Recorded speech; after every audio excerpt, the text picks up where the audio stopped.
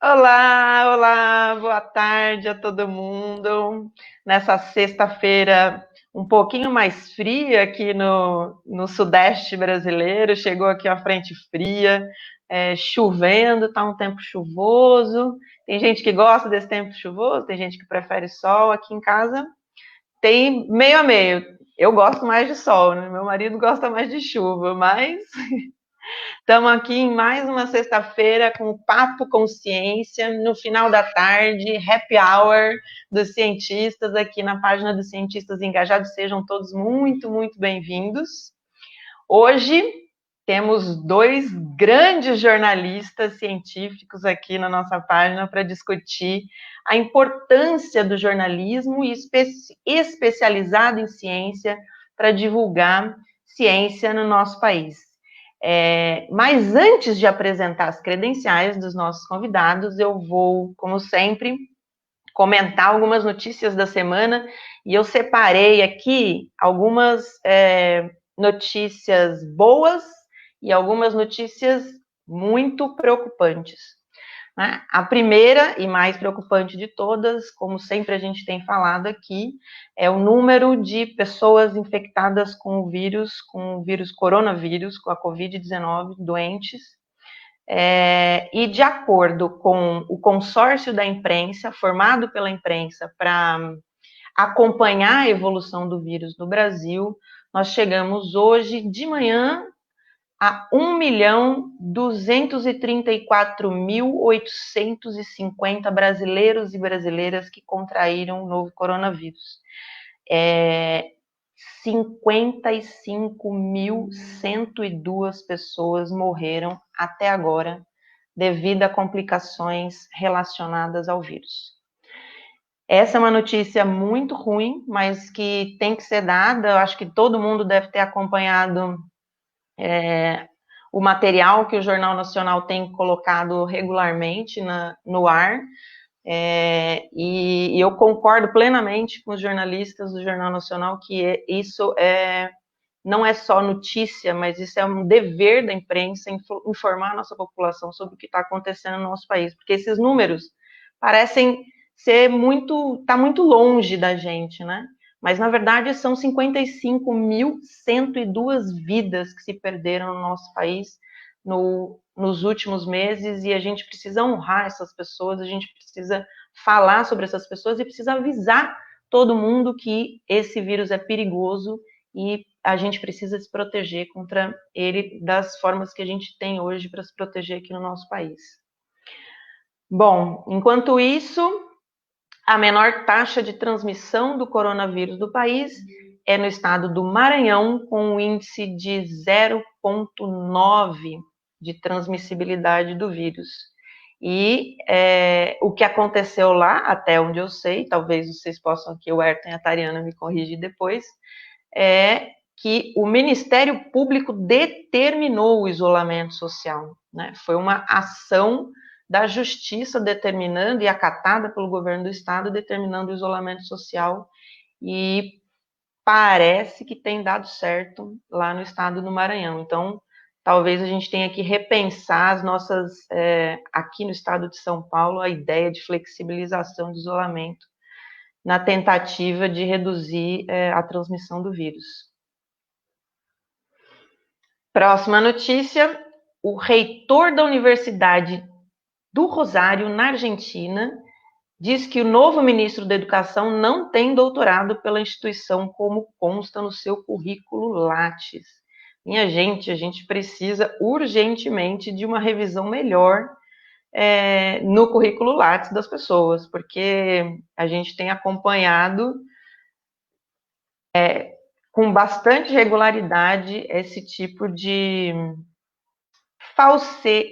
falseamento do currículo Lattes por parte de pessoas que têm aparecido na mídia, né? Terceira notícia.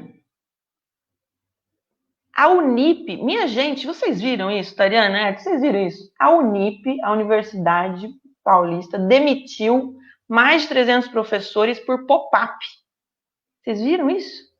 Que maluquice, minha gente, por pop-up. Os professores entraram no sistema e receberam um pop-up. Parabéns, você foi demitido. Olha que maluquice! Como que pode? E quem ficou teve que aceitar uma redução de 30% no salário e ainda assim não tem garantia de emprego para o segundo semestre. Agora, veja só, os alunos não tiveram redução de mensalidade, né? Quem se manteve lá não tem redução de mensalidade. Os professores tiveram redução de salário e muitos foram demitidos. Agora, os alunos não tiveram redução de mensalidade. Mas a boa notícia do dia é que a participação de cientistas brasileiros, e aí vai ser um dos assuntos aqui da nossa live, na internet está crescendo em quantidade e em qualidade. Só essa semana eu assisti um montão de lives com cientistas renomados. Eu assisti o Fórum Brasil UK, né, United Kingdom, com a fantástica, aguerrida Helena Nader e com o Pirula. Foi demais. Eu assisti ao Diálogos, organizado pelo Observatório da Democracia, que é um grupo de fundações partidárias que está promovendo uma série de debates online com o professor Goldenberg essa semana, com o professor Renato Janine Ribeiro e o professor Cristóvão Buarque, os três ex-ministros da Educação, falando sobre a educação brasileira. Também foi demais, recomendo todos assistirem. Eu assisti ao vivo, mas todo mundo pode assistir depois. Eu assisti à reunião conjunta das Comissões de Direitos Humanos e de Saúde da Câmara de Vereadores de São Paulo, sobre a proposta de retomada das aulas no segundo semestre. E quem estava lá era o Átila Yamarino, veja só, o nosso youtuber, doutor, cientista, youtuber, comunicador, estava lá na Câmara de Vereadores, online, falando veementemente contra a retomada das aulas agora no segundo semestre. E eu assisti, é claro, a USP Talks, organizado aqui pelo nosso convidado, idealizado e organizado e coordenado pelo nosso convidado Ayrton Escobar, que teve essa semana, entre vários cientistas maravilhosos, a nossa querida Natália Pasternak, que teve aqui já no Cientistas Engajados. Bom, todas essas lives eu assisti ao vivo, mas todo mundo pode assistir, tá tudo gravado no YouTube. Se vocês quiserem, depois a gente bota os links aqui na nossa live, certo? E hoje eu tenho o enorme, enorme prazer de receber aqui para o nosso papo dois jornalistas maravilhosos. Eu vou começar pela Lady Tariana Brocado Machado, que vamos lá, tem que baixar aqui mais um pouco, que é graduada em jornalismo pela Faculdade Casper Libero e pós-graduada pela London School of Journalism. Mestra pelo programa de pós-graduação em Ciências da Comunicação da Escola de Comunicações e Artes da Universidade de São Paulo, a ECA, famosa ECA, onde atualmente cursa o doutorado. Tem experiência profissional como jornalista e atuação em comunicação organizacional. Atualmente assessora de comunicação da FUVEST e coordenadora de mídias dos Cientistas Engajados, nossa cientista engajadíssima da área de comunicação. E o Ayrton Escobar é especialista em cobertura de ciências, com longa trajetória na imprensa, atualmente é repórter especial da USP e escritor colaborador da Science Magazine. Além de cofundador e diretor de conteúdo da USP Talks, que eu já falei aqui, todo mundo tem que assistir, tem um monte de live muito legal lá no YouTube do USP Talks. Já foi repórter de ciência do Estadão, cursou jornalismo na Western Michigan University e foi fellow no MIT e pesquisador visitante em Berkeley, Universidade da Califórnia. Ganhador do Prêmio José Reis de Divulgação Científica e Tecnológica do CNPq em 2014, do Prêmio Nacional da Biodiversidade do Ministério do Meio Ambiente em 2017 e do Prêmio Petrobras de Inovação em Jornalismo, além de outros prêmios no segmento. Seja muito bem-vindo, Ayrton Escobar. Bom, e a gente pode começar, eu vou jogar aqui o papo, a gente já estava tendo um papo aqui antes, batendo um papo antes de começar a live, mas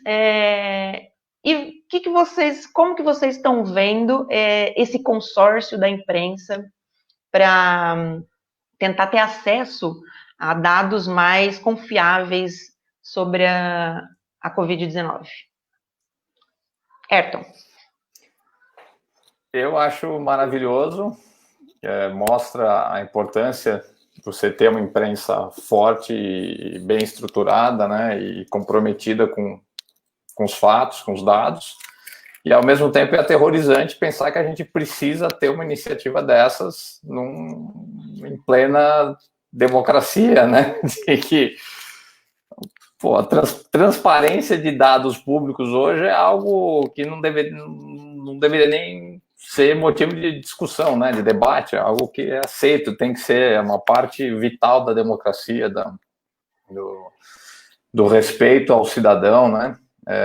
Então, assim, eu fico orgulhoso como jornalista de ver como a imprensa, veículos concorrentes botaram de lado suas diferenças, digamos assim, se uniram para produzir esses dados de forma rápida, diária, né, consistente, para informar a população, e ao mesmo tempo um desgosto, né, uma certa revolta até de pensar que a gente precisa se dar esse trabalho para informar a população de algo que, obviamente, é função do poder público.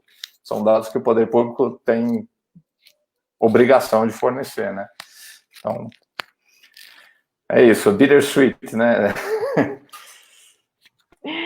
Pois é, e aí, Tari?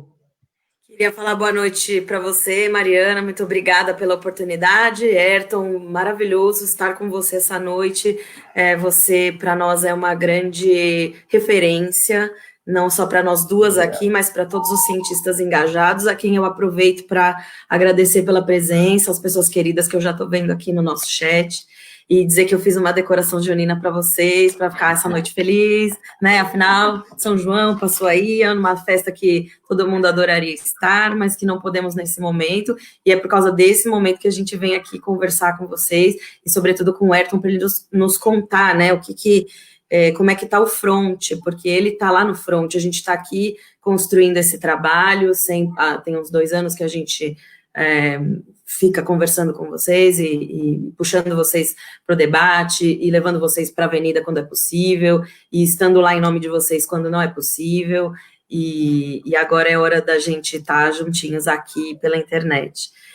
Sobre o consórcio, como disse o Ayrton, é uma pena que a gente tenha que ter, mas que bom que a gente conseguiu construir esse caminho rapidamente, né, porque os veículos de comunicação, as grandes empresas, se uniram de um dia para o outro, assim, no momento em que o governo federal resolveu trocar a forma de informar os dados, a gente vinha informando de uma maneira e ela foi substituída por outra, os veículos de comunicação entenderam por bem que era importante a gente continuar reportando os dados da forma como todo mundo vem fazendo, né? E se a gente não tem esse tipo de reporte, a gente não consegue nem constar das bases de dados globais e não consegue, portanto, ter comparações e entender em que ritmo isso está progredindo ou regredindo, ou o que está acontecendo no Brasil.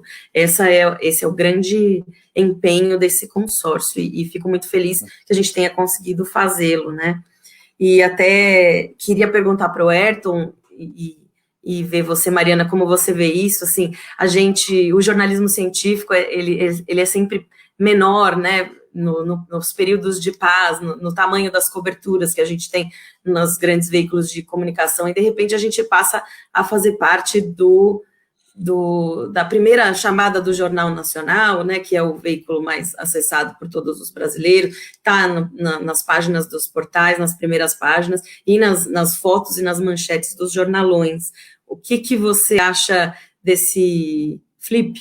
E se a gente pode ter chance de permanecer lá por mais tempo? E qual é a longevidade que a gente consegue, buscando no coração das pessoas a ciência e tentando levar isso de alguma maneira mais palatável e mais compreensível e tentar fazer essa tradução? Acho que ele está vivendo um momento um momento muito crucial para o jornalismo científico, para a ciência, mostrar o seu valor para a sociedade. Felizmente, a imprensa está dando esse espaço e está enxergando essa relevância no contexto atual, apesar de não enxergar isso, como você falou, em tempos de paz, né, tempos não pandêmicos ou de emergência de saúde pública. E me surpreende muito positivamente como a ciência está sendo bem reportada e bem tratada na maior parte na imprensa, né? Mesmo com os recursos humanos super limitados que as redações têm hoje, né? O jornalismo, se você pensar no jornalismo de ciência como um todo, ele foi muito, muito, muito desidratado, né? Uma grande maioria das redações não tem mais jornalista de ciência, né? Nunca foi uma unanimidade, mas não tem. O que sobrou foi o jornalismo de saúde, que é um jornalismo científico também em muitos aspectos, né? Um jornalismo científico focado na área da saúde. Então, a gente está numa situação de uma emergência de saúde pública que necessita da ciência, né, de muita cobertura de temas da ciência voltados para a área da saúde. Então, felizmente, a gente ainda tinha uma gordurinha ali, tem um rescaldo, né, um pouco de mão de obra qualificada para tratar desse assunto, e outros jornalistas que não são da área, mas são bons jornalistas, né, o bom jornalista consegue rapidamente se adaptar a uma nova cobertura, tal. Claro que ele não vai aprender um tema complexo de ciência da noite para o dia, mas, quer dizer, você tem jornalistas qualificados que, mesmo não tendo uma formação na área de ciência, estão no dia a dia ali envolvidos na cobertura e vão aprendendo rapidamente e conseguem produzir um conteúdo de qualidade, né? Então, fico feliz que a imprensa tá dando conta do recado dentro do contexto da pandemia. Mas, se isso vai durar, quando a gente voltar a uma vida, entre aspas, normal, né, seja lá como for esse novo normal, eu espero que o reconhecimento permaneça e que esse reconhecimento se traduza em contratações, em mais espaço, mesmo que seja no mínimo, traduzindo material de outros veículos estrangeiros, mas um reconhecimento de que a ciência é importante e precisa fazer parte da cobertura, não só em momentos de emergência, né? Então, torço para isso, mas a ver. Só uma correçãozinha aqui, que eu errei quando eu falei que foi a Unip que demitiu os professores. Aqui o pessoal está me lembrando que não foi a Unip, foi a Uninove. Foi outra universidade, tá vendo? Só anotei errado. Mas, só para deixar claro, então foi a Uninove que demitiu os professores por pop-up. Mas, assim, eu acho que importante nesse momento é ver que não só os cientistas estão sendo mais chamados a se posicionar e a se colocar do ponto de vista público e colocar as pesquisas que estão sendo feitas e o debate que eles estão conduzindo, mas eles estão respondendo a isso também, né? Então, o que está acontecendo, o que legal que está acontecendo é que tem uma via de mão dupla que está rolando, porque, assim, por um lado, eu acho que o Ayrton tem razão, os jornalistas, existe uma desidratação em todas as redações, mas especialmente na área da ciência, mas, por outro lado, os jornalistas também reclamavam de falta de acesso aos pesquisadores e aos cientistas, não só os jornalistas, mas, assim, os divulgadores de ciência, no geral, reclamam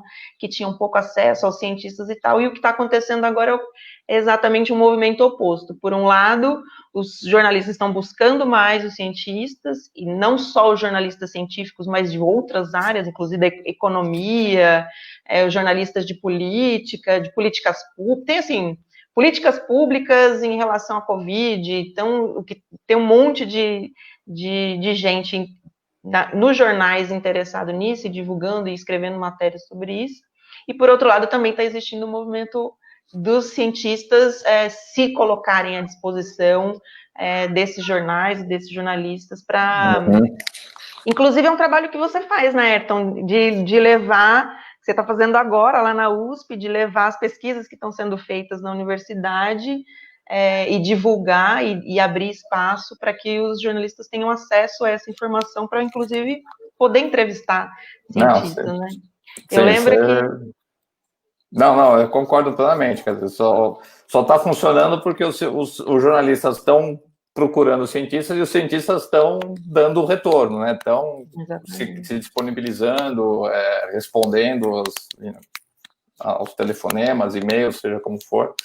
Acho que também isso é do lado das comunidades acadêmicas científicas. Acho que também estou surpreso de uma forma muito positiva de como eles estão se colocando à disposição de uma forma bem aberta assim para atender a imprensa, e é crucial, né? Então, queria até te perguntar se você acha que isso pode mudar um pouco como os pesquisadores se relacionam com os jornalistas a partir de agora, né? Porque essa evidência do jornalismo científico nas páginas e tal nos traz a recordação do medo de que muitos cientistas que aqui nos assistem, né, e que podem também perdê-lo ao longo do tempo, de que o jornalista a primeira coisa que eu escuto é que o jornalista vai distorcer o que eu estou falando, não vai entender, e que o jornalista tem que me mandar para eu ler se está certo, que é uma dos preceitos do jornalismo, que nós não façamos isso, né? Apesar de a gente ter que entender e para poder escrever ou falar sobre isso, a gente tem que entender bastante da coisa. E eu costumo dizer para os cientistas, e também como cientista da comunicação que sou, né, tenho que explicar para minha tia, se a minha tia, né, alguém como a minha tia que não entende do meu métier, se eu não conseguir explicar para ela o que eu faço, como é que ela vai entender, né, ela como meu público? E como é que os jornalistas podem fazer para que os cientistas percam o medo de falar com eles, percam esse ranço, né? Porque existe isso e é muito forte. Uhum. Eu costumo dizer que esse medo, esse receio que muitos acadêmicos, pesquisadores têm de interagir com a imprensa, esse receio deve ser tratado com respeito pelo jornalista, porque ele veio de algum lugar, né? Então, se você vê, ele tem uma razão de ser, no sentido de que todo mundo que tem esse receio porque já teve alguma experiência ruim com jornalista, de, sabe, ver alguma coisa que saiu errada, isso, o cara, gera uma repercussão negativa dentro do meio científico. Claro, ninguém quer ver o seu trabalho comunicado de forma errada, né? Então, sempre que eu me deparo com isso, eu falo, não, entendo, realmente, às vezes reconheço que o problema existe, às vezes realmente sai, a gente tem muitos jornalistas que não está preparado para lidar com a complexidade de vários temas da ciência, e faz de boa fé, quer dizer, cara, em qualquer atividade você tem os desleixados, os caras aqueles que não estão nem aí, fazem a coisa sem a responsabilidade necessária, mas essas são as exceções. Em geral, os erros que acontecem são erros de boa fé, de realmente o jornalista achou que entendeu, mas entendeu errado, ou não soube explicar de uma forma correta ou tão clara. Enfim, então acho que a gente tem que respeitar o receio do cientista, e o cientista tem que respeitar o profissional de imprensa de que ele está ali tentando fazer o seu melhor, né? E que se os dois se respeitarem e tiverem uma boa interação, vai sair um resultado legal. Claro que nada nunca é perfeito, assim como a ciência não é perfeita, e às vezes saem trabalhos científicos que precisam ser retratados e não é por má fé, né? Erros acontecem, enfim. No jornalismo também vai sair, algumas coisas vão sair que não vão ser perfeitas, mas faz parte do processo, a gente vai construindo. O importante é que a maior parte dos trabalhos sejam bem feitos, ainda que alguns tenham problemas. E para que isso aconteça, precisa ter uma interação de respeito positivo entre os dois atores, né? O entrevistado e o entrevistador. E tem também aquele aspecto da formação do jornalismo científico, né? A gente está observando as universidades fazendo programas específicos para formar jornalistas em questões científicas. Eu conheço o LabJOR, por exemplo, né? Tem um pessoal na Unicamp, tem um pessoal na própria USP que está fazendo esse trabalho de chamar jornalista e falar assim, vem cá, vamos aqui, vamos conversar sobre como comunicar a ciência, vocês me explicam como comunicar e a gente te explica como que é, né, a forma correta de falar algum aspecto específico do meu trabalho ou dos outros trabalhos. Então, também está existindo uma interação maior, eu acho, nesse sentido. Inclusive, eu tenho alguns amigos que estão fazendo mestrado em comunicação científica. Eu estou achando isso fantástico. Eu só queria lembrar aqui que eu falei para o Ayrton no começo que minha carreira eu comecei no jornalismo, né? Trabalhei numa redação durante 15 anos, então eu estou aqui entre colegas, digamos assim. Boa, boa. Não, a formação, sem dúvida, ajuda muito, né? Muitos dos problemas acontecem, você tem um repórter que cobre tudo, né? E um dia está cobrindo a prefeitura, transporte público, no dia seguinte é mandado para a USP para fazer uma matéria sobre alguma pesquisa de biologia molecular, sei lá. Exatamente. Então, como que é? Então, voltando um pouco à pergunta da Tariana, que eu espero que essa crise toda, né, da pandemia que a gente está vivendo e a necessidade de você ter pessoas bem capacitadas para lidar com esses temas científicos, faça os editores, os publishers, os donos dos jornais e das revistas e dos canais de TV, enfim, acordarem de que, puxa, a gente precisa ter gente qualificada, mas ressaltando que uma coisa que tem sido, vamos dizer, a ênfase na maioria das palestras, lives que eu participo, que por mais que as redações voltem a contratar, a ter pessoas especializadas em jornalismo científico nas suas equipes, nunca a imprensa vai dar conta do recado sozinha, né? E a quantidade de pesquisa, a quantidade de ciência que é feita é gigantesca, muito do que a ciência faz e muitas das coisas que precisam ser comunicadas para a sociedade não são notícia do ponto de vista jornalístico, né? O que é notícia para um jornal, para a TV, é uma parte muito pequena da ciência, né? Aquela coisa inédita que tem uma relevância ou é uma coisa especialmente curiosa, né? E vira notícia, mas 99% da produção científica tem muita coisa que precisa ser comunicada para a sociedade, que é importante para a sociedade, mas não é notícia, e a imprensa não vai cobrir isso. Então, você precisa que as instituições de ensino e pesquisa, né, as universidades, os institutos de pesquisa, tenham equipes qualificadas e infraestrutura para produzir conteúdo de divulgação científica que a imprensa não vai cobrir, né? Mesmo que tenha gente nas redações fazendo jornalismo científico. E eu trabalhei 20 anos no Estadão fazendo jornalismo científico e uma das grandes frustrações é assim, a quantidade de coisas legais sobre as quais eu pensava, putz, isso aqui é mó legal, eu queria escrever sobre isso, mas não é notícia, ou não cabe, não tem espaço no jornal, sabe? Porque não dá para fazer 3 matérias, tem que fazer uma, aí as outras 2 não saem. Então, o que a gente está... Né, agora estou no Jornal da USP, na Superintendência de Comunicação, e, é um jornal diário, atualizado diariamente, conteúdo, claro, focado no que é feito dentro da USP, mas, assim, tem toda a estrutura de um jornal profissional mesmo, reunião de pauta todo dia, editorias segmentadas por cultura, ciência, universidade, atualidades, tal, quer dizer, tem todo... É pensado como um jornal mesmo, não como uma máquina de divulgação institucional, né, para fazer relações públicas. É jornalismo. E toda universidade precisa ter isso, né? Dentro das suas limitações, claro, faz o que for possível, mas não dá para só ficar cobrando da imprensa, e as próprias instituições que estão produzindo a ciência, que produzem o conhecimento, não fazem o trabalho de casa para divulgar isso, né? Então, todo mundo tem que fazer a sua parte. Eu recebia, há 15 anos atrás, quando eu estava no jornal, eu recebi um mailing da UFPR. Eu entrava no e-mail, eu que abria o e-mail do jornal que eu trabalhava e recebia lá o mailing da UFPR, e ainda hoje, agora, em outro e-mail completamente diferente, a UFPR ainda me manda o mailing com as notícias da universidade. Eu acho isso um negócio incrível. São 3 ou 4 notícias por dia que eles mandam. Já tem uma caixinha específica lá do mailing da UFPR aqui. Mailing bom é assim, né? A pessoa recebe para sempre joga numa quiser. Joga numa pastinha, né? Para ler depois. E-mails diferentes. Mailing bom.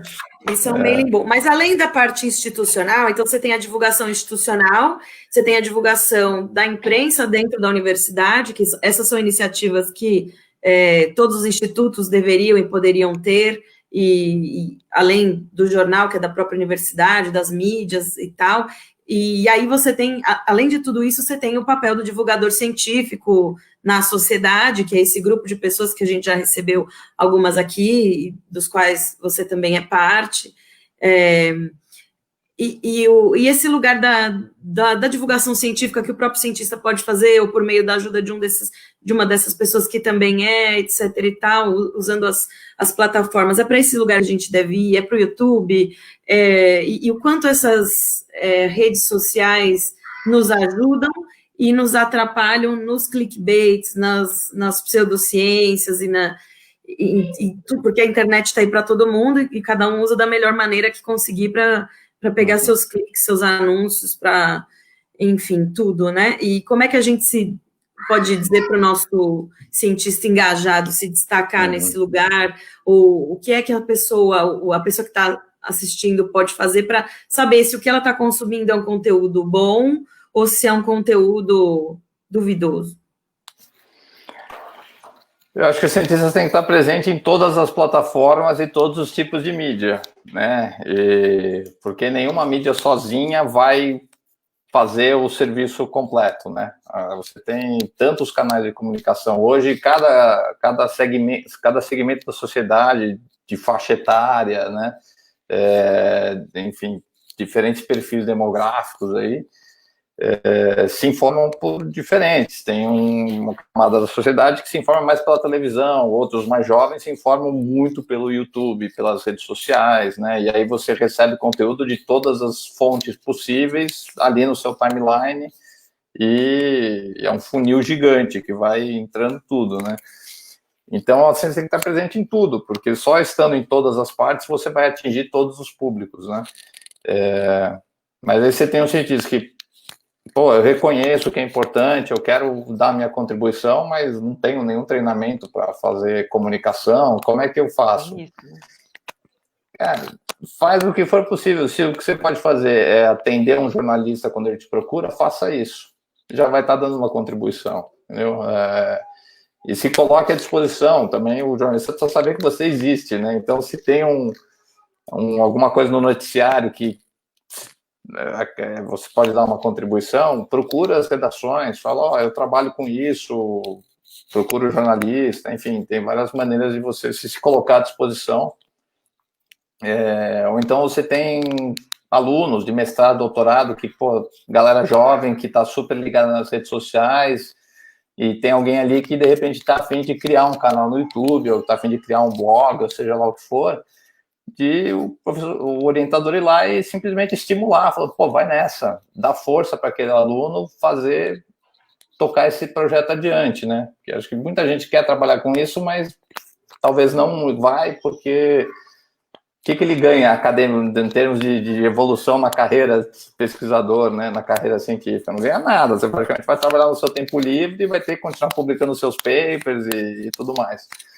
Então, se você cria uma cultura onde o orientador, onde os cientistas, né, e os jovens cientistas, os pós-graduandos, são estimulados a trabalhar com divulgação, acho que você já vai ter uma nova geração aí muito mais engajada com isso, né, sendo estimulado. E as instituições precisam dar as condições para que os seus docentes e os seus alunos que queiram trabalhar com divulgação tenham uma estrutura para isso. Então, cara, eu quero fazer um canal no YouTube, mas preciso de um estúdio para gravar uns vídeos, alguém para cortar o vídeo, editar, mas não tem ninguém, aí precisa ter uma estrutura, né? Vai na universidade, ela fala, a gente tem um estúdio, tem o pessoal aqui da TV que vai te ajudar, e dá essa ajuda para quem quiser fazer, conseguir fazer.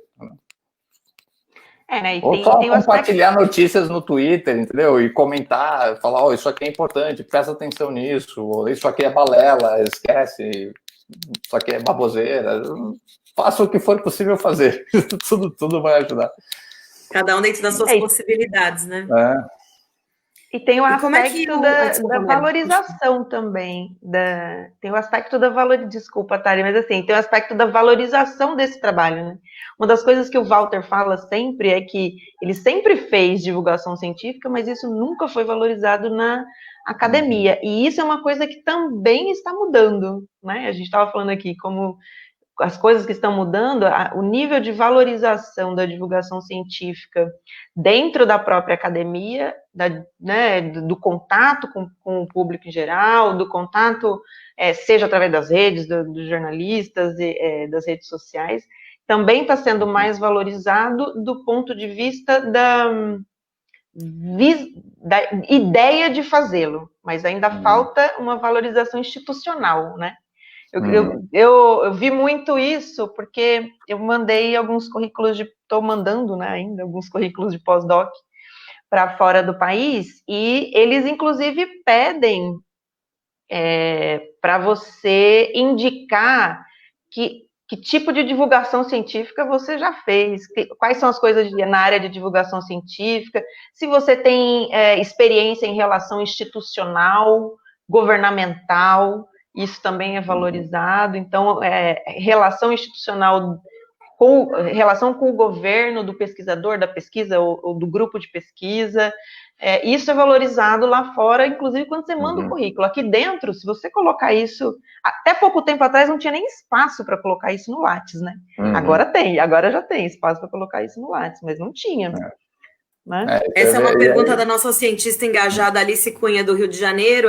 Ela comenta que não havia um incentivo para a própria produção por parte dos cientistas desse tipo de conteúdo, e que as pessoas faziam como Walter Neves, como você colocou, como Walter Neves fazia e faz, porque acredita que esse é o caminho para a gente chegar em muitos lugares onde as revistas científicas, que são um outro canal, não chegam, uma linguagem distinta.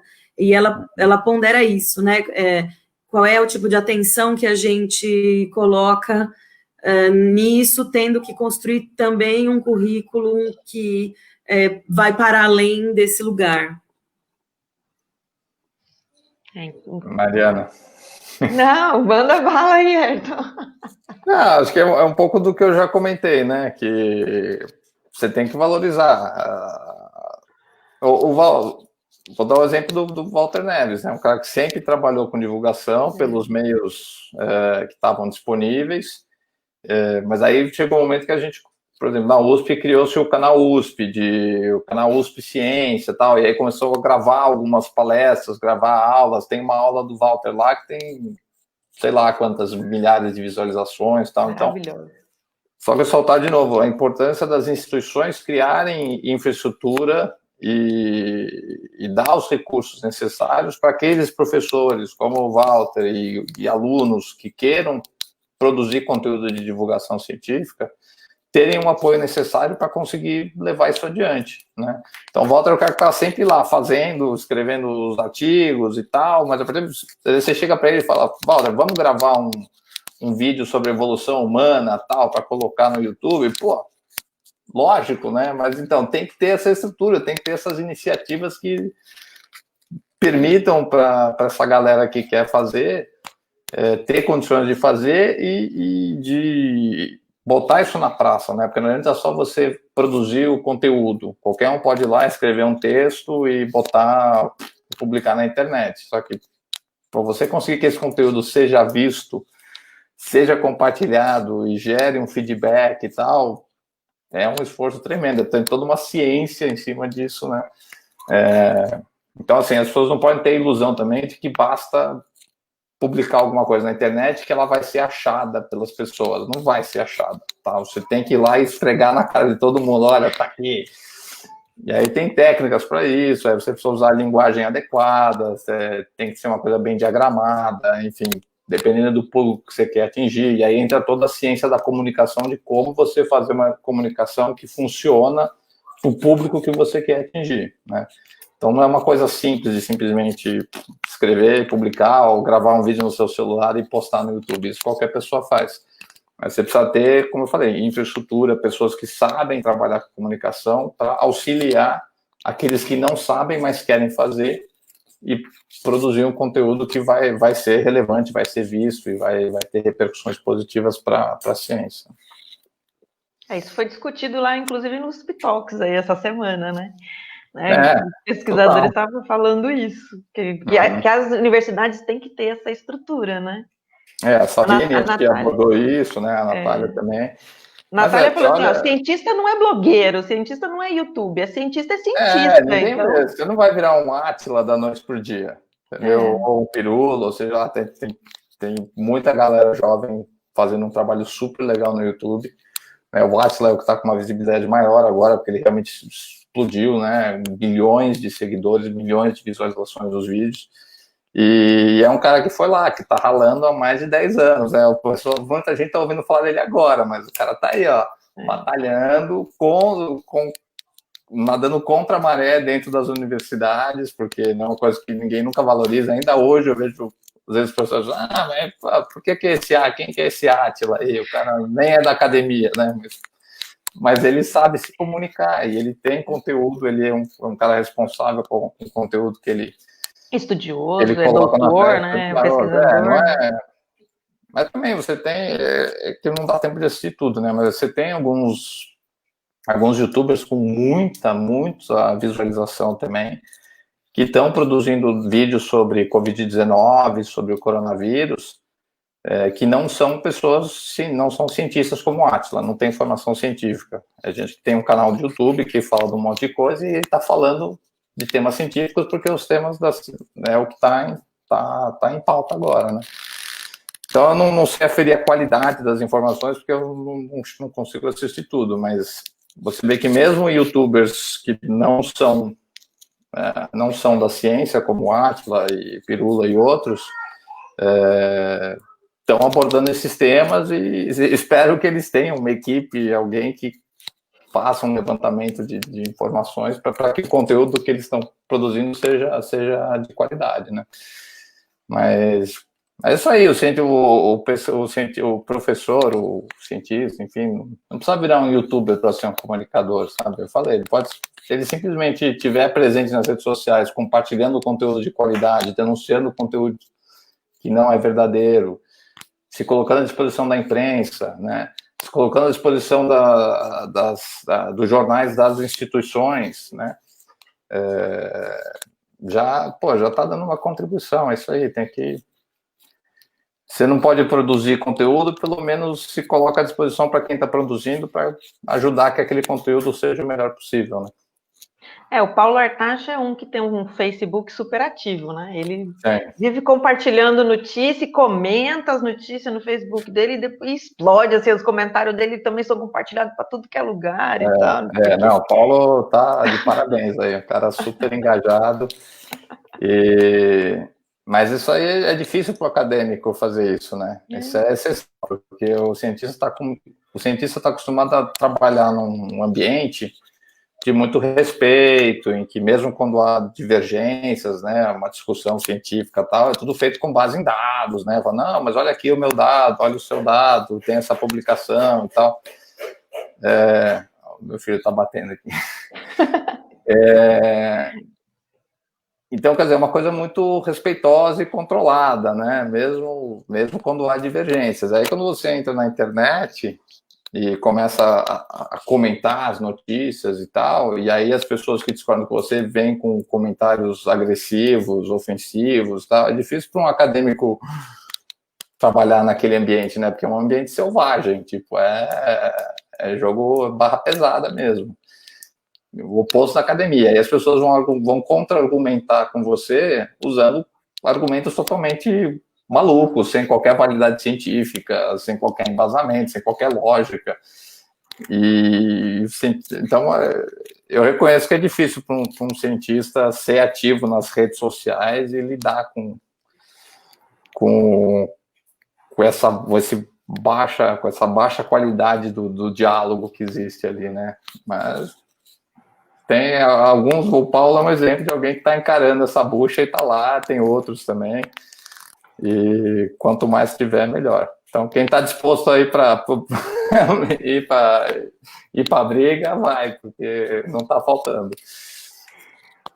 Tari, vou fazer uma pergunta aqui para você. Olá, sou aluno de engenharia nuclear na UFRJ. Eu estou falando para você porque você também foi divulgadora de ciência na área de energia nuclear, né? Que eu estou sabendo. Gostaria de saber a opinião de vocês sobre isso. Vocês acham que o crescimento da pseudociência nos últimos tempos tem essa relação com a não valorização nacional ou apoio acadêmico a essa divulgação científica por meio de canais como o YouTube? Aliás, a live de vocês está incrível, parabéns, é o Anderson Patrício que está mandando. O que vocês acham? Foi para a Taliana a pergunta, né? Bom, se ele é aluno de engenharia nuclear da UFRJ, a gente já se cruzou por algum daqueles corredores lá, nos eventos de que eu participo. Obrigada pela sua presença, Anderson. A gente, na divulgação da área nuclear, a gente tem um problema adicional, porque a área nuclear é permeada por medo, muito medo, em decorrência de duas coisas no Brasil. Uma delas é de que o programa nuclear brasileiro se desenvolveu na ditadura militar e em segredo. E a outra é o medo da bomba atômica. Então, são duas coisas que, quando você fala de nuclear, essa é a dificuldade que a gente tem. E aí, por iniciativas diversas, tem surgido muitas frentes de divulgação nesse sentido. E no YouTube, como você comenta, né, que a gente tem espaços lá, tem crescido bastante, e tem crescido bastante por causa do programa Embaixadores Nucleares, da ABEM, a divulgação, então, é uma premiação anual, que as pessoas fazem equipes, e aí acabam concorrendo umas com as outras para fazer divulgação científica mesmo. É uma iniciativa criada pela Alice Cunha de divulgação científica da área nuclear. E ela que é premiada pela ONU, né, pela Agência Internacional de Energia Atômica, por esse trabalho, por trabalhos anteriores, e criou esse trabalho. E aí a gente não tem muito apoio governamental para isso, não tem muito apoio financeiro, mas as pessoas têm criado iniciativas extremamente interessantes e de muito fácil compreensão, porque é um setor hermético, é um setor dominado pelo clássico homem branco, hétero, já de uma determinada idade, então que está acostumado a fazer coisas de um jeito que só ele faz, e que a diversidade não está presente naquele lugar, de gênero, muito menos racial e muito menos de qualquer outra sorte. Então, é um setor bem difícil, mas a gente tem conseguido grandes avanços de uns anos para cá,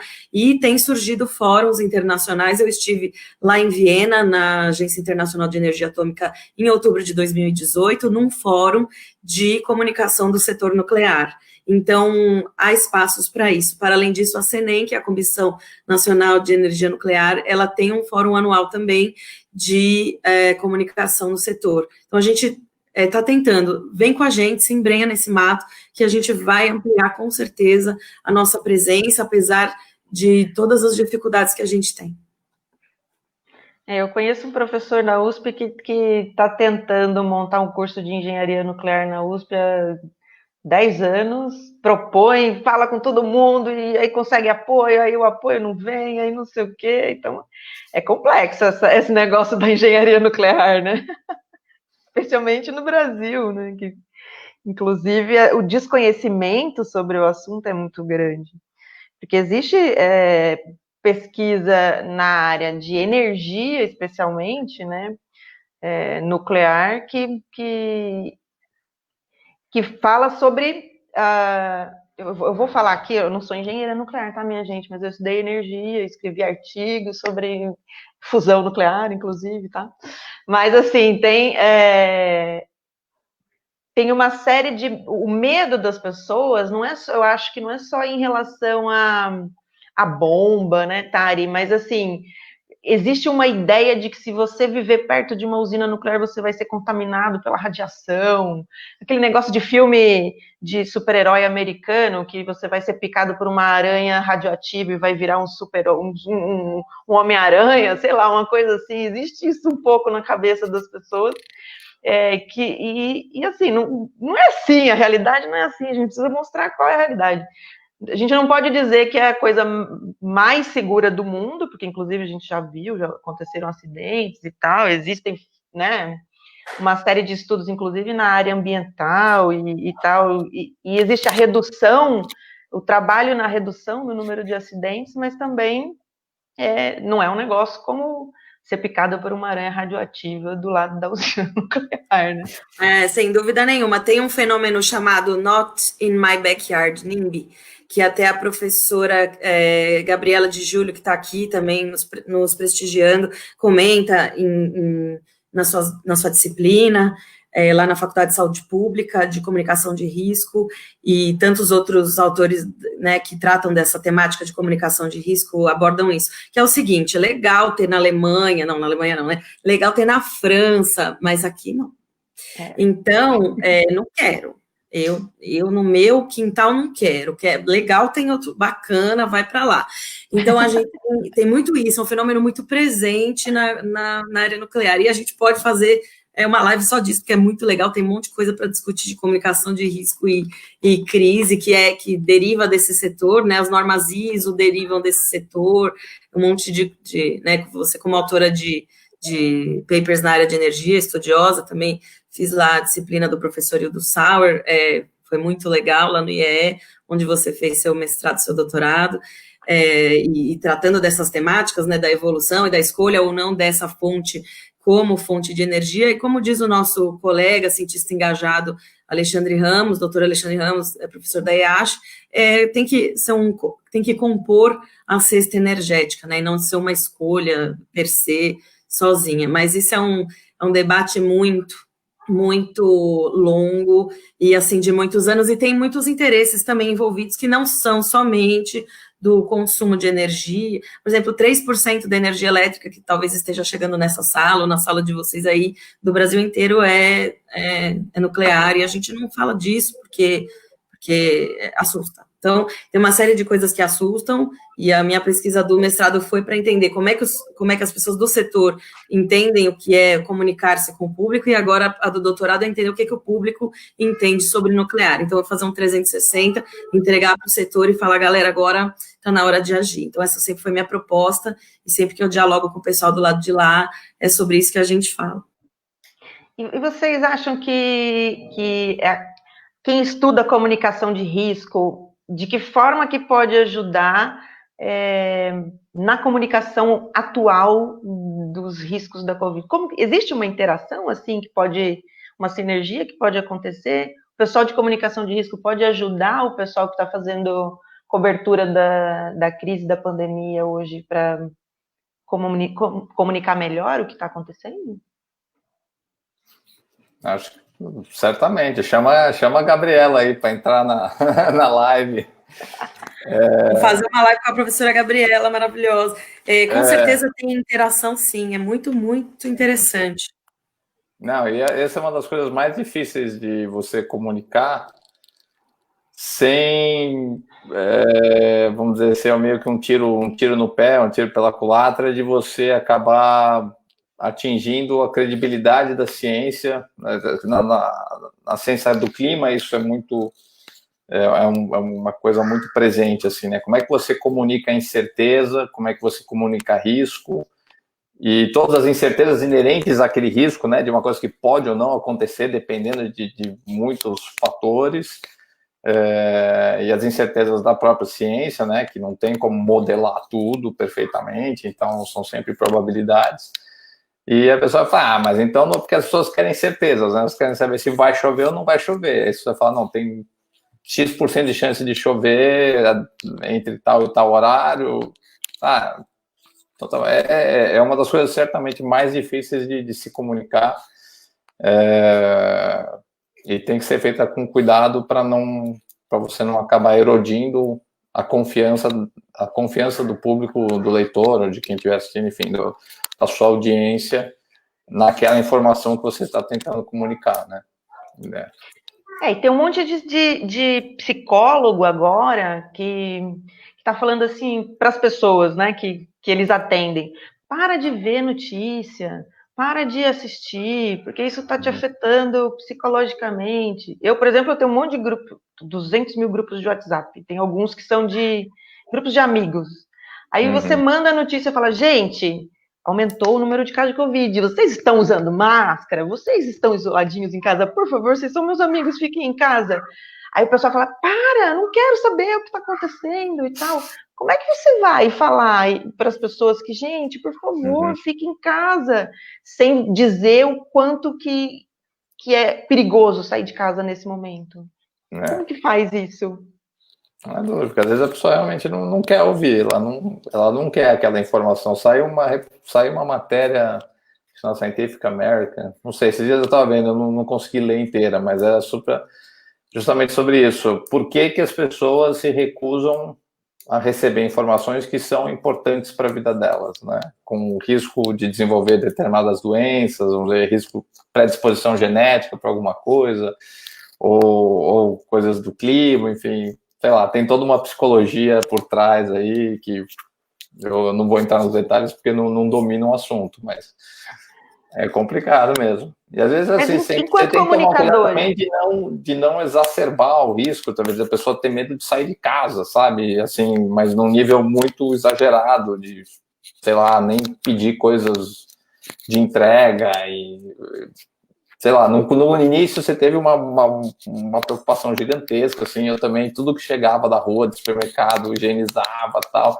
E aí, como a coisa foi andando, vai chegando mais informação, você vai, tá bom, não preciso ser tão paranoico assim, tem que tomar cuidado, mas também preciso preservar minha saúde mental, também preciso, tipo, ter um mínimo de vida, de felicidade, né? E aí você vai ajustando de acordo com o risco. Só que essa percepção do risco foi mudando ao longo da pandemia, né? Você tem um risco muito, muito gigantesco no início, e aí você vai refinando, né, a percepção desse risco à medida que novas informações vão chegando. Mas isso também, se você se fecha para as novas informações, você não consegue fazer esse ajuste fino, né? É um momento de preservar a saúde mental enquanto a gente trabalha as informações na cabeça, na vida, no lavar ou não todo o saco de batata palha que entra em casa. Conheço gente que está colocando o saco de batata palha dentro da máquina de lavar louça. Pessoal, não precisa isso, tá? Obrigada. Não precisa.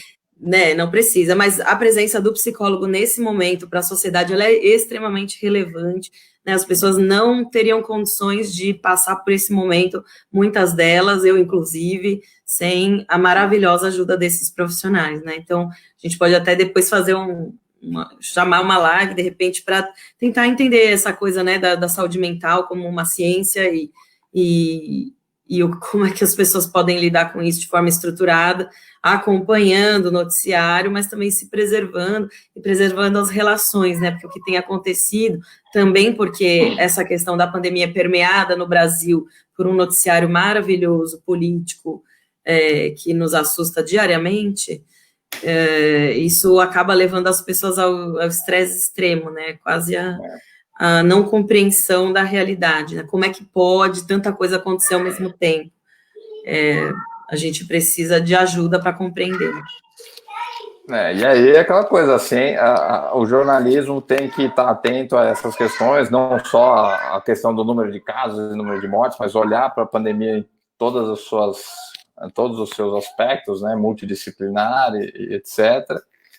E aí os profissionais de todas essas áreas precisam estar disponíveis e interessados em conversar com a sociedade e esclarecer essas questões, né?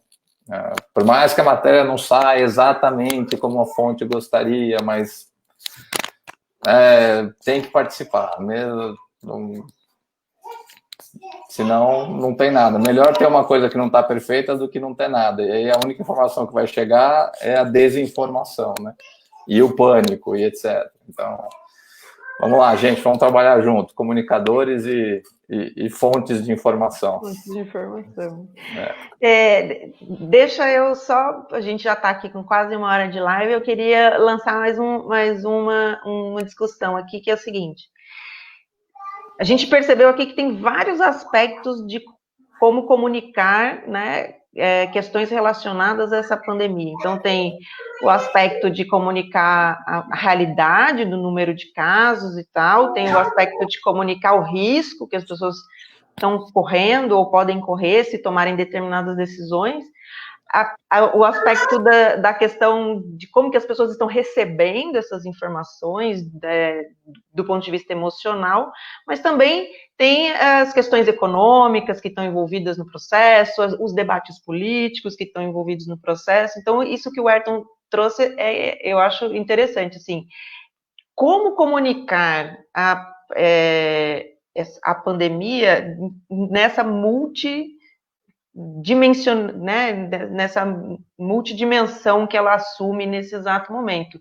Econômica, social, biológica, saúde pública, epidemiologia, infectologia, assim, milhões de aspectos diferentes. Como que está sendo esse desafio? Vocês encaram, assim, vocês que devem acompanhar mais a imprensa, como que a imprensa está lidando com esse desafio? Tá sendo uma loucura, né? Que é muito assunto para pouco jornalista. Então, mais uma vez, queria super elogiar todos os meus colegas de profissão aí que estão trabalhando insanamente para cobrir essa pandemia em todos os seus diferentes aspectos e disciplinares, econômicos, sociais, científicos, etc. E é duro, tem muita gente trabalhando muitas horas extras por muitos meses, desde que esse negócio começou. E se tivesse mais gente, com certeza daria para fazer até mais. Eu estou trancado em casa aqui, fazendo o possível, mesclando como todo mundo, né? Obrigações familiares, domésticas, profissionais e tudo mais. E vamos, todo mundo dando o máximo de si aí. Mas está sendo um desafio muito grande. E acho que aí está sendo legal você vê muitos artigos muitos pesquisadores, né, muitos cientistas dando uma contribuição direta, escrevendo artigos, ou não necessariamente, porque às vezes você não tem alguém para fazer uma reportagem sobre a psicologia da quarentena, mas você tem gente qualificada para escrever um artigo sobre isso, e aí os jornais, a imprensa está dando espaço e as pessoas estão produzindo esse tipo de conteúdo, então isso está sendo bem legal.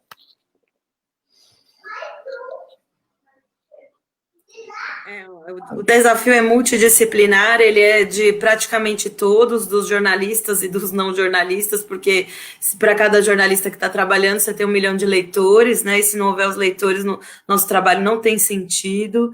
Então, o interesse que isso gerou na sociedade também é magnífico, eu diria, e por um lado temos perdas tristíssimas com a pandemia, e por outro tem um ganho significativo da importância da informação de qualidade, né, da informação verificada, da informação que tem uma estrutura por trás, né, e isso traz um alento para quem produz o conteúdo, e isso traz um alento para quem consome também, que sabe que está consumindo informação de uma fonte segura, de jornalistas que estão ali, como o Ayrton comentou, dia e noite, incansavelmente, trabalhando para que a gente fique sabendo das coisas, porque se a gente está sabendo, é porque alguém comunicou, né? Então, parabéns a todos que trabalham com isso e sigam firmemente nesse propósito, tanto os jornalistas quanto os divulgadores científicos, não percam as esperanças,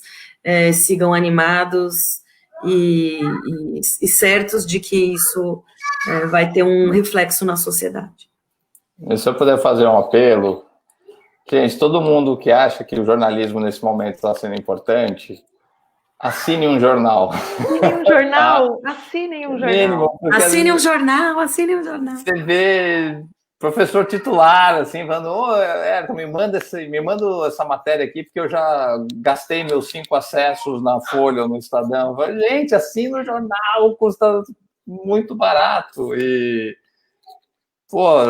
para o jornalismo profissional custa dinheiro para ser feito, né? Profissionais qualificados custam dinheiro, assim, não é um serviço gratuito, né?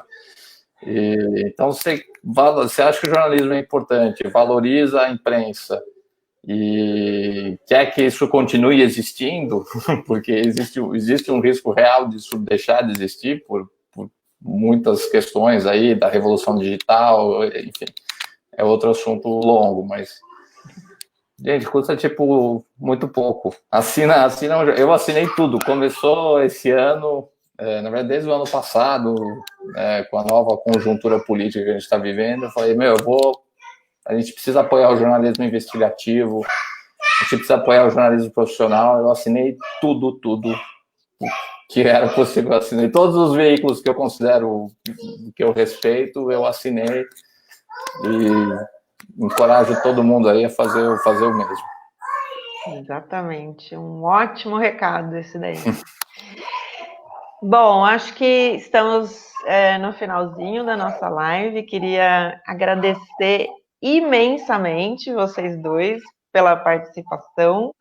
A Tharia, que super jornalista, fez várias perguntas também, então a gente foi um papo muito mais solto hoje, mais tranquilo, como eu disse no começo aqui, entre colegas de profissão. E queria, não sei, vocês têm algum recado final para dar? O Ayrton já resumiu todo assim, o recado final, né? Não, parabéns para você, Mari, para os cientistas engajados, de todo mundo que está organizando live. Tá impossível de assistir, porque é tanta coisa, né? Tá uma overdose de lives, assim, aí. E, por um lado, é um pouco angustiante de você pensar, porque aí meio que pulveriza a audiência de todo mundo, né? Difícil alguém conseguir um grande público, porque tá todo mundo já meio saturado de assistir. Mas é um reflexo disso que a gente está discutindo. Tipo, as pessoas estão realmente se engajando mais com comunicação, estão se colocando à disposição para participar desses debates e é isso. A gente está aqui conversando. Isso que a gente está fazendo aqui online, cada um na sua casa, era impensável até pouco tempo atrás. Não era nenhum modelo de comunicação que existia, né? Você pensava sempre em coisas presenciais e tal. Então, do ponto de vista da comunicação científica, acho que a pandemia trouxe essa revelação positiva, né? A gente está vendo isso nos Pitocs. A gente organizava os eventos mensais, nos auditórios, e isso, para mim, sempre era o grande diferencial dos Pitocs, era o fato dos eventos acontecerem fora da universidade. Só isso já era um diferencial monumental para mim. Tipo, a gente não está convidando as pessoas para virem para dentro da universidade, a gente está levando a universidade para a Avenida Paulista. E daí a gente discutia, qual vai ser o auditório, via os preços, né, de aluguel dos auditórios. Eu falei, condição não negociável, tem que ser na Avenida Paulista. Isso eu sempre coloquei como um imperativo, assim. E aí veio essa pandemia, agora a gente está fazendo os eventos online, está atingindo mais gente do que a gente atingia lá, e eu falo, tá um negócio que eu valorizava imensamente, que era estar o cara a cara, de botar o pensador no auditório na Avenida Paulista para falar com as pessoas. Perdi isso, mas ao mesmo tempo eu estou atingindo muito mais gente pelos eventos virtuais. Então, é isso aí. Acho super legal isso que está acontecendo. Acho que vai ser um dos efeitos positivos para a comunicação, esse novo modelo que a pandemia está nos obrigando a desenvolver, né? É isso. Obrigado a todo mundo que está assistindo aí. Um abração. Meu recado final é, pessoal, por favor, curtam e compartilhem todos os conteúdos de todas as nossas redes sociais dos cientistas engajados. Temos Facebook, Instagram e Twitter. Vão para lá.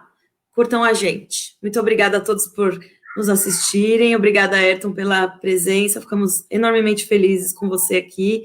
Espero que os nossos espectadores tenham ficado felizes também. Muitas perguntas ficam sem resposta. Milhares vieram pelo chat que a gente não conseguiu endereçar, mas esse papo não se encerra aqui. Mariana, muito obrigada pela oportunidade, pelo convite.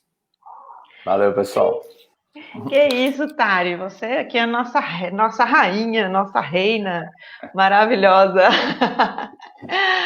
Bom, semana que vem, às 17h30, estaremos aqui de novo, às 5h30 da tarde, sexta-feira, no Happy Hour Papo Consciência, aqui com mais um convidado maravilhoso. Até sexta-feira que vem. Um beijo a todos e muitíssimo obrigado pela presença, participação, comentários.